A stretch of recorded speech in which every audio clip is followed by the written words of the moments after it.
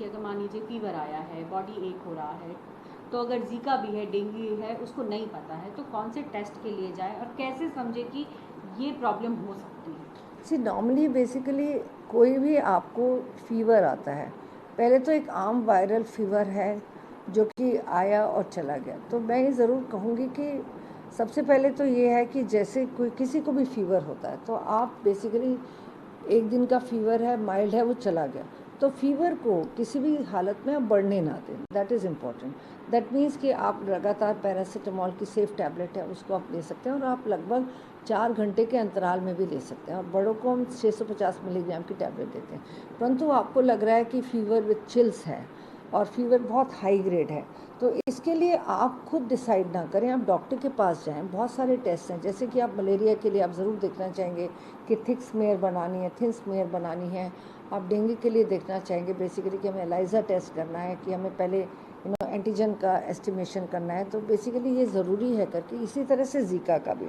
सो अपने आप डिसीजन ना लें, आप फिजिशियन के पास जाइए, वो ज़रूर आपके जो ट्रीटिंग डॉक्टर हैं वो ज़रूर बताएंगे कि कौन से टेस्ट हैं जो कि आपको करवाने हैं, ताकि आप अननेसेसरीली एक्सेस टेस्ट के शिकार ना हों। जितने रिक्वायर्ड टेस्ट हैं वो करें, और रिक्वायर्ड अमाउंट में मेडिसिन भी लें। और यहाँ पे मैं ये भी कहना चाहूँगी कि प्लेटलेट्स का कोई ज़्यादा रोल नहीं है, क्योंकि बहुत सारे लोग हमारे बहुत घबरा जाते हैं कि प्लेटलेट काउंट मेरी आज 1.5 लाख से 1 लाख होगी, 1 लाख से 70,000 होगी, 1 लाख से 70,000 से कम होगी। इसके लिए आपको वरी करने की ज़रूरत नहीं है। आपको मॉनिटरिंग की ज़रूरत है, आपको हाइड्रेशन लेवल को मेंटेन करने की ज़रूरत है, अच्छा खाना खाने की ज़रूरत है, और लगातार आप डॉक्टर की सलाह पे आप एंटीपायरेटिक्स यानी कि फ़ीवर कम करने की मेडिसिन आप लेते रहें, तो ये बहुत ज़रूरी है। और जैसे जैसे डॉक्टर कहेंगे उस हिसाब से अपनी मॉनिटरिंग कराएं।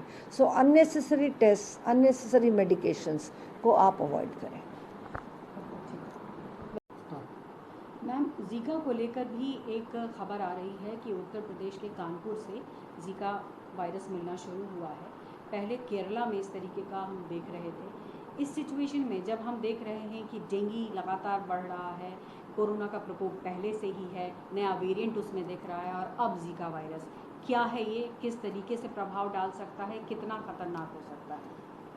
बहुत अच्छा सवाल है ये। पहले तो मैं कहूँगी कि बेसिकली आप हर साल देखते होंगे कि वेक्टर बॉर्न डिसीज़ेस, पर्टिकुलरली जब बारिश का मौसम होता है और रेन वाटर हमारा इकट्ठा होता है, तो उस दौरान ये हम वेक्टर बॉर्न डिसीज़ेस का संक्रमण देखते हैं। वेक्टर बॉर्न यानी कि जो कि मच्छरों के द्वारा ट्रांसमिटेड।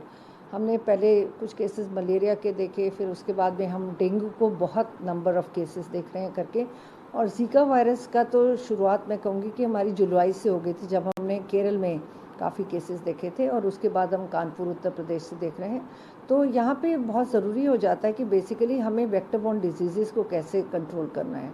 तो गवर्नमेंट ऑफ इंडिया का vector borne disease control programme है, जिसके अंतर्गत बहुत सारे निर्देश दिए गए हैं कि पानी को इकट्ठे नहीं होने देना, या यदि कहीं पे पानी है तो उसको किस तरह से तेल से ढकना है उस पानी को, घर में मच्छरदानी का प्रयोग करना, फुल स्लीव्स की शर्ट्स पहनना, पूरे कपड़े पहनना करके। तो ही जीका वायरस वैसे तो आम वायरसेस की तरह निकल जाता है, परंतु ये बेसिकली अगर हम प्रेग्नेंट मदर्स में देखें तो इसका जो प्रभाव मैं ये कहना चाहूँगी कि बच्चों पर पड़ता है, जो कि बच्चे अभी गर्भ में हैं, तो कंजेनाइटल अनोमलीज से हम काफ़ी बच्चे देखते हैं करके। तो इसमें हमें सावधानी बरतने की बहुत ज़्यादा ज़रूरत है। मैं तो ये कहूँगी कि जो भी हमारा वेक्टर बॉर्न डिजीज़ है, चाहे हम डेंगू की बात करें आज के देश में, अगर वो डेंगू सीरियस रूप धारण करता है तो हम डेंगू शॉक सिंड्रोम वगैरह देखते हैं। तो इससे बहुत ज़रूरी है कि लोग पूरी तरह से सतर्क रहें और आसपास सफाई बरतें। तो ये रियल माने में स्वच्छ भारत अभियान का एक